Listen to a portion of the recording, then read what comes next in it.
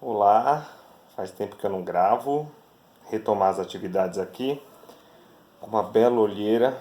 Professor de morfopsicologia enlouquece quando vê isso. Aí, Rafael, dá uma olhada no rostinho. Tô bem trabalhado, né? A psicanálise tá acabando comigo. Bom, eu tava com um assunto no segundo vídeo. Eu falei sobre atividade física, foi no segundo vídeo. E eu preciso retomar uma coisa. Eu falei agora sobre fazer atividade, sobre anotação, sobre tudo isso. E eu quero retomar uma conversa que eu tive com um professor do Senac, porque ela tem muita relação com tudo isso que eu quis trabalhar com a questão da prática.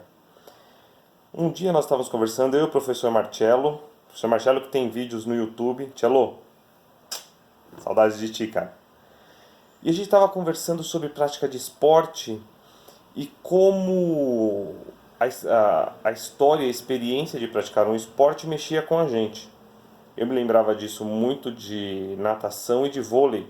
E ele praticou artes marciais. E ele me comentou da vontade de retomar.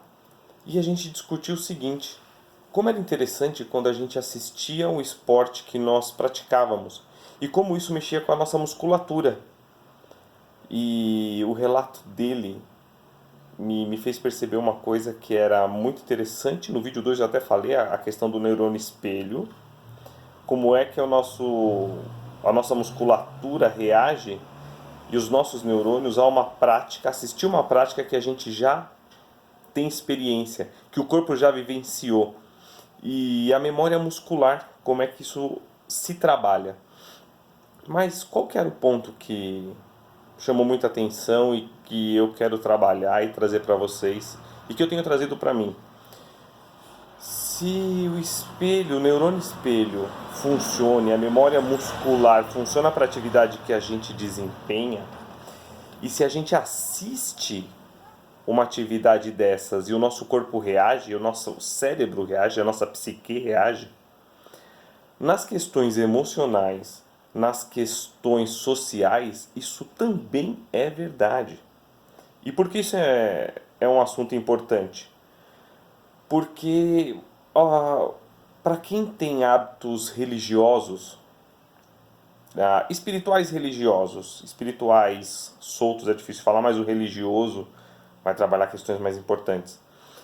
Ah, essas pessoas que têm esse hábito podem perceber, podem reparar que toda vez que você se envolve nessa prática religiosa coletiva, você trabalha emoções de forma muito forte. E essas emoções trabalhadas de forma forte, repetidamente, fazem com que você consiga reproduzir isso até em casa, se você quiser. Para quem segue a religião cristã e faz encontros em casa, isso é bastante real. Porque você reproduz uma prática e a lembrança daquilo que você vivencia, não os outros, você, dentro de um espaço fechado, você reproduz em emoção, em sentimento, em forma de sentir, fora daquele ambiente. Então, sempre que retorna aquele assunto ou aquela prática, é normal retomar aquilo. Para quem estuda PNL, a gente vai estar falando de âncora. E por que a âncora é importante? Porque a âncora ela ativa sentimentos e sensações assim como o esporte ou como a prática religiosa. Então, para quem tem vida amorosa e conheceu uma pessoa num momento específico ou teve momentos marcantes envolvendo uma canção, envolvendo uma cena, rever aquela cena, passar por aquele lugar, ouvir aquela canção também vai reativar algumas sensações.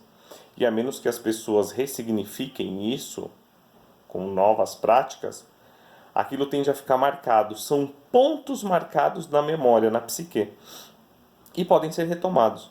Isso vale quando você se conhece e entende isso, e vale quando alguém percebe isso em você. E existem pontos-chave ou pontos âncora coletivos. Por exemplo, a morte de um grande esportista tende a ser um ponto âncora, um ponto-chave coletivo. Muitas pessoas se lembrarão. um evento ou uma catástrofe. A gente tende a marcar muito mais catástrofes. Uma grande catástrofe tende a ser um ponto de fixação. Então, criar pontos pode ser não intencional ou intencional. A ideia de vocês estarem praticando e a ideia de qualquer pessoa praticar alguma coisa que goste, não é só esporte, mas essa conversa com o Cello foi sobre esporte, é criar pontos de retorno que marquem memórias ou que marquem emoções.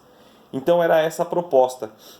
E agora o que eu estou sugerindo a vocês é relembrem as emoções de vocês e vejam se elas não são similares para práticas que sejam idênticas. Por exemplo, se você sempre vai à igreja, para quem vai sempre trabalhar a religiosidade ou a espiritualidade, vejam se as sensações e os sentimentos não são parecidos. Para quem comemora, por exemplo, aniversário de casamento, aniversário de namoro, aniversário de alguma coisa amorosa, tente se lembrar dos lugares que vocês vivenciaram a experiência do encontro, da descoberta que estavam apaixonados, e se estar naquele lugar, ouvir aquela mesma música ou vivenciar aquela mesma situação, ainda não traz resquícios daquele sentimento. Criar essas marcas, criar essas âncoras, ajudam a gente a voltarmos para pontos seguros quando estamos em situações difíceis. E é isso que a gente vai aprender a fazer na questão de autoconhecimento. Ok? Essa é a proposta de hoje. Até mais.